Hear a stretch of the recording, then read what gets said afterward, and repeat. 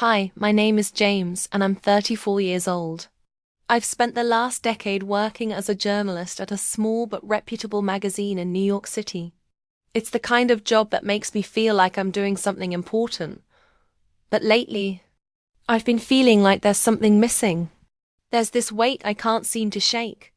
A longing that started the moment Sarah walked out of my life. Sarah. We were something once. Or at least I thought we were. We had been inseparable. For 3 years, our lives intertwined with every laugh, every conversation, and every quiet moment we spent together. But then, everything crumbled. We never really talked about why it ended. She said it was because she needed to focus on her career, to build a future for herself. But deep down, I knew there was something more. I never really understood why. She left, and I hated not knowing. There was a part of me that always wondered if she just grew tired of me.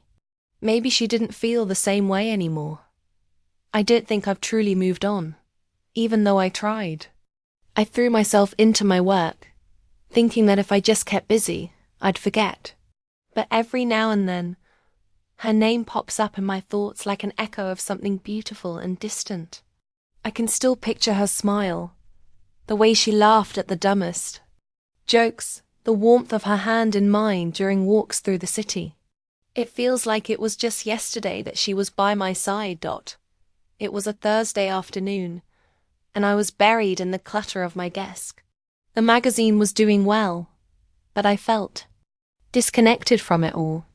The same routine every day: write, edit, meet deadlines, rinse, repeat. It wasn't bad, but it wasn't fulfilling either. That day, I was trying to focus on an article about rising stars in the tech world. But my mind kept drifting back to Sarah. I could hear her voice in my head, asking why we never seemed to be able to make it work. Then, my phone rang. It was an unfamiliar number. I was hesitant to answer it, but something compelled me to pick it up. James? The voice on the other end was hesitant, but there was a familiarity to it. Yeah, who's this? I asked, trying to keep my voice neutral. My heart had already started to race. It's Sarah. I know this is unexpected, but can we talk? I froze. The sound of her voice sent a rush of emotions through me that I wasn't prepared for. After all this time, why was she calling me now? My mind scrambled to process everything, but all I could manage was to say, of course, I'd love to talk. I know it's been years, and I didn't know who else to turn to. Can we meet? She asked, her voice trembling just a little. There's something I need to say. The words hit me harder than I expected. I could feel my pulse quicken, my hands clammy. She had never called like this before. She had left, and I had assumed she'd moved on. Maybe I had too. But hearing her voice now, I realized how little I had truly let go. We agreed to meet at a small cafe in the city that we used to frequent when we were together. It was a quiet, cozy place.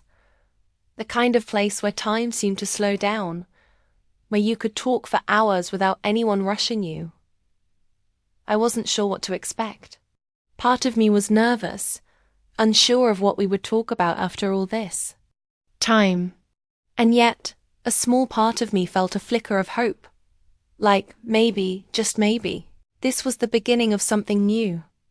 I arrived a few minutes early, my heart pounding in my chest. I stood outside the cafe, watching the people pass by, the memories of our time together flooding back in waves. I could almost hear her laugh, the sound of her footsteps beside me as we walked along these very streets. She had always been so full of life, so sure of herself, and I had always been content to just follow her lead, knowing that with her, I was home. As I pushed open the door to the cafe, I spotted her right away. She hadn't changed much, still the same Sarah I remembered. Her dark hair cascaded down, her shoulders in soft waves, and her bright green eyes held that spark that once drew me to her. She was sitting at a table in the corner, her hands wrapped around a cup of tea, staring out the window as if lost in thought. When she saw me, her face lit up with a hesitant smile. She stood up, smoothing down her blouse, her nervousness almost palpable. "James." She whispered my name, almost as if she wasn't sure if she had the right to say it anymore. I didn't know what to say. There were so many questions, so many things I wanted to ask, but none of them felt right. Instead, I just walked over and sat down across from her, my hands feeling cold and awkward. For a moment, we just looked at each other, unsure of how to begin. The waiter came over, interrupting the silence, and we both ordered a coffee. I didn't take my eyes off her, trying to find something in her gaze that would tell me why she was here after all these years. After a few minutes of tense silence, Sarah finally spoke, her voice quiet but steady. "I've been thinking about you, about us. I never really told you the truth, not the whole truth."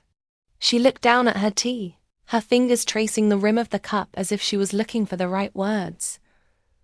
I felt my breath catch in my throat. Truth. What truth? After everything, what was there left to say? Her eyes met mine, and there was an honesty there that I hadn't seen in a long time. "I've been carrying this weight, James, for years. I've regretted the way I left. I've regretted not being honest with you. I think about you all the time. But I was too proud, too scared to admit that I was wrong. I made a mistake, and I need you to know that." I was stunned. I didn't know what to say. I had always wondered why she left, why she chose to walk away from everything we had. But hearing her say that, hearing her admit her mistakes, something in me softened. "I don't know if I can ever forgive myself for the way I treated you," she continued, her voice breaking. "But I needed to tell you this. I've never stopped loving you. I probably always will." The words hit me harder than I expected. I had spent years trying to move on, telling myself that she was the past, that I needed to let her go. But now, sitting here in front of me, she was telling me that maybe, just maybe, I wasn't the only one still holding on to the past. I felt something stir deep inside me, a mix of emotions I couldn't fully explain. Love, confusion, hope, fear. But before I could respond, she reached into her bag and pulled out a small, worn-out journal. She slid it across the table to me. "This is for you," she said, her voice trembling. "It's everything I never told you. The truth. The real reason I left." I stared at the journal, my heart racing. What was in it? Why was she giving it to me now, after all these years? "I know it doesn't make up for everything," she whispered, her eyes filled with sorrow. "But I want you to understand." I didn't know what to say. Part of me wanted to take the journal, to open it right here and now. But I wasn't sure I was ready to confront the truth. Not yet. She stood up, her movements slow and deliberate. "I have to go now," she said, her voice barely audible. "But I hope one day you'll read it. And maybe, just maybe, you'll forgive me." And with that, she walked out of my life again, leaving me with more questions than answers. The journal lay on the table in front of me, a silent reminder of everything that had been left unsaid. Would I open it? Would I find the answers I had been searching for? Or would it be just another chapter in a story that had ended long ago? As I sat there, staring at the journal, I realized something I wasn't ready to let go. Not yet. And maybe, just maybe, I'd find a way to understand everything she had kept hidden from me. That night, after a long and restless day, I found myself alone in my apartment. The streetlights outside flickered, casting their dim glow across the empty room. I had been avoiding the journal all day, unsure of what I might find inside, but the urge to understand, to know the truth, was too strong. Sitting on my bed, I placed the worn journal in front of me. Its soft leather cover seemed almost fragile, like it had been through many years of wear and tear. The edges of the pages were slightly frayed, and the scent of old paper filled the air as I opened it. I could feel Sarah's presence in the book, each page a piece of her history. Her memories, her fears, her secrets. It was strange, almost intimate, to hold something so personal, something that belonged to her, but now belonged to me as well. I flipped to the first page, the ink slightly faded, but still legible. Sarah's handwriting, the same delicate script that I had always admired, was unmistakable. It was as though I could hear her voice in my head as I read. James doesn't know this, but every time he looks at me, I feel like I'm not enough. I'm afraid that I'll disappoint him, that I'll never be the woman he deserves. He's perfect, and I'm so lost. I'm falling apart inside. I paused, my breath catching in my throat. The words hit me like a punch in the gut. I had always thought Sarah was the strong one, the one who had it all figured out. I never knew she felt this way. I never knew she was carrying so much pain, so many insecurities. She had hidden it all from me, and I couldn't help but feel a pang of guilt for not seeing it. If I had known, maybe I could have helped her, supported her the way she deserved. I turned the page, eager to read more, to understand what had really happened between us. The next entry was written just a few weeks before she left. It was dated on the night we had a huge argument, the night I had tried to talk to her about our future. I don't know how to make this work anymore. I love him, I do, but I feel like I'm drowning. I can't keep pretending to be okay when inside I'm falling apart. I'm terrified that if I stay, I'll ruin everything we have. I don't want to hurt him, but I'm afraid I already have. How did we get here? I closed my eyes, the memory of that argument flooding back. She had told me she needed space, that she needed to figure things out. But I never knew the depth of her struggle. I never knew how much she was hurting. How much she was fighting her own demons. All I saw was her pulling away, becoming distant, and I reacted by pushing her further. I had no idea she was already trying to keep herself afloat. The next few entries were harder to read. Sarah's words were filled with doubt, with fear, and with a growing sense of resignation. I feel so lost, James. I can't seem to find myself anymore. I've been so focused on trying to be what I think he wants me to be, that I've forgotten who I am. He's so full of life, so confident, and I just don't measure up. I've tried to keep it together, but it's like I'm falling apart piece by piece, and I can't let him see it. I don't want him to think I'm weak. I could barely read through the tears that started to blur my vision. It was as if I had been blind to everything that Sarah had been going through. She had been hiding it all, trying to be the woman she thought I needed, the woman she thought I deserved, that all I had ever wanted was her. Just her, the way she was, flaws and all. I never needed her to be perfect. I turned the page again, and the words became more frantic, as if she was writing to someone, maybe to herself, maybe to me. I've lied to him. I've pretended that everything's fine when it's not. He thinks I'm happy, that I have everything under control. But I'm not. I can't keep pretending. I love him, but I don't know if I'm enough for him anymore. Maybe. I never was. I couldn't breathe. The weight of her words crushed me. She had felt inadequate, like she wasn't enough for me, when in reality I would have given everything for her to just be honest with me. I had no idea she was carrying this burden alone, silently suffering in the shadows while I naively believed everything was fine. There was one entry that stood out to me, one that felt like a turning point, like she had finally made a decision about what to do. I think I'm going to leave. I can't do this anymore. I love him, but I can't keep hurting him. He deserves better. He deserves someone who can give him all of me. Someone who isn't broken. Maybe it's time for me to let go. I gasped, the air leaving my lungs. She had planned it all along. She had decided to leave me, to end everything before I could. Find out how badly she was hurting. It was clear now. She hadn't left because she didn't love me.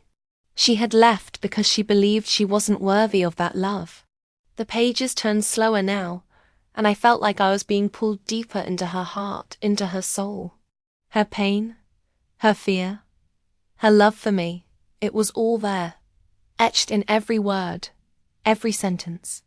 The next few entries were filled with her trying to make peace with the decision she had made. I don't know if I can ever forgive myself for this. I'm breaking my own heart by leaving him, but I don't think there's any other way. If I stay, I'll keep disappointing him, and I'll keep hurting him. I can't do that anymore. I just can't. Her words were filled with sorrow, but also with a quiet acceptance. She had convinced herself that leaving was the only way to protect me, that it was the only way for both of us to move on. But it wasn't. She had been wrong. I would have done anything to help her through her struggles, to be there for her in the way she needed. I would have loved her through all of it, no matter how broken she thought she was. The final entry was written just days before she left me. It was different from the others, almost as if she knew this would be the last time she would ever write in the journal. I'm so sorry, James. I don't know how to say this, but I have to go. I love you with everything I have, but I don't know how to love myself. I don't know how to be the person you need me to be. Maybe one day I'll find my way back, but for now, I need to do this for myself. I hope you understand, and I hope you'll forgive me someday. I will always love you, always. I sat there for a long time, staring at the page. The weight of her words was suffocating, and yet it was a relief to finally understand why she had left. She hadn't stopped loving me. She had stopped believing. She was worthy of my love. It wasn't me who drove her away. It was her own fear, her own self-doubt that had pushed us apart. But what could I do with all this now? I knew the truth, but it was like unearthing a wound that had never fully healed. Could we go back to where we were? Could we ever fix the damage that had been done? As I closed the journal, I realized one thing. I wasn't the only one who had been left behind. Sarah had left, but she had never really moved on. And maybe, just maybe, there was still a chance for us to find each other again. Ask ChatGPT. The days that followed felt like a blur. I couldn't stop thinking about the journal, about Sarah, about everything I had read. The pain she had carried for so long, the way she had hidden her true feelings, it was all-consuming. I had always believed that her leaving had been about something I had done, that I wasn't good enough for her. But now I knew the truth. She had left because of her own insecurities, her own doubts about herself. And that made everything even harder too. Except every time I sat down to work, I couldn't focus. The article I had been writing seemed irrelevant. The deadlines meaningless. All I could think about was Sarah. I wondered if she ever thought about me the way I thought about her. If she missed me the way I missed her.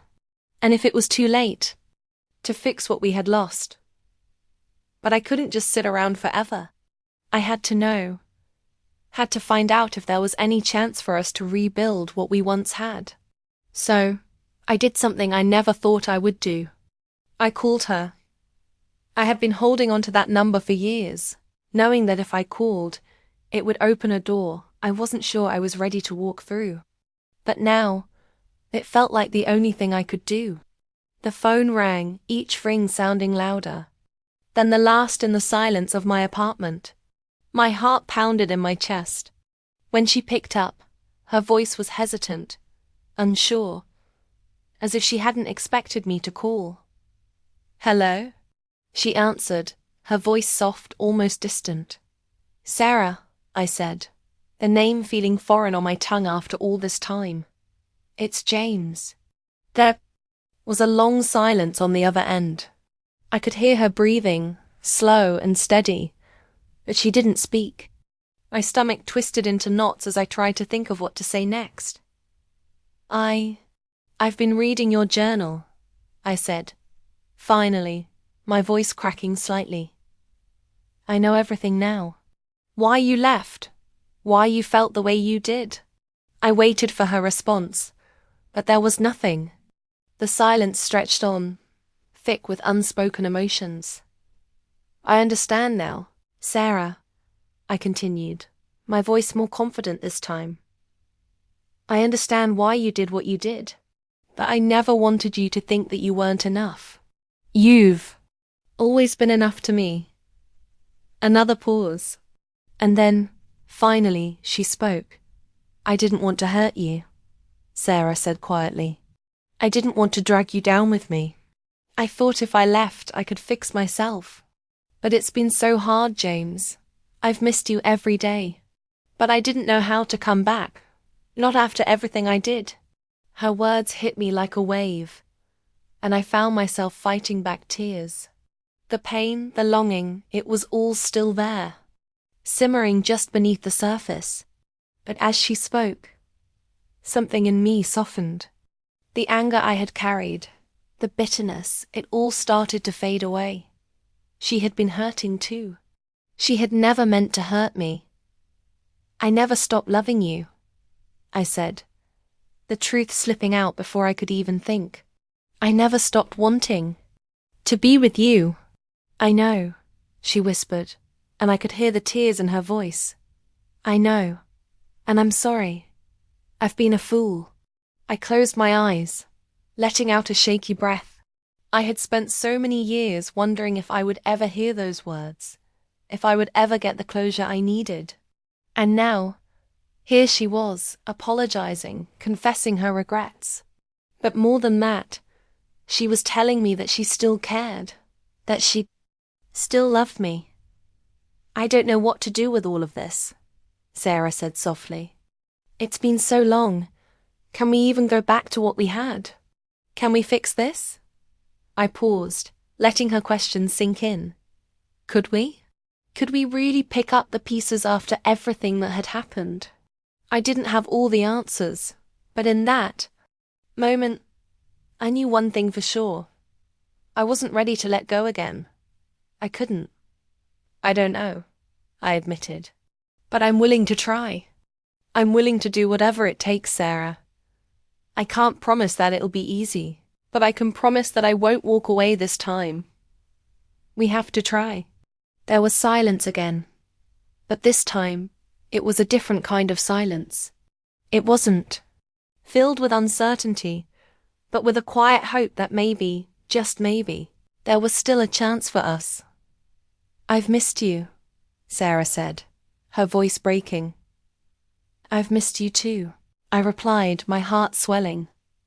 More than you know.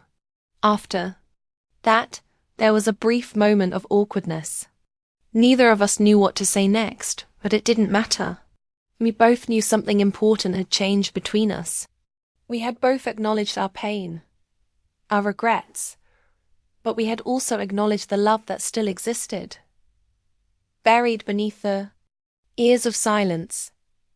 I think, Sarah said after a long pause, maybe we should meet, in person, if you're ready.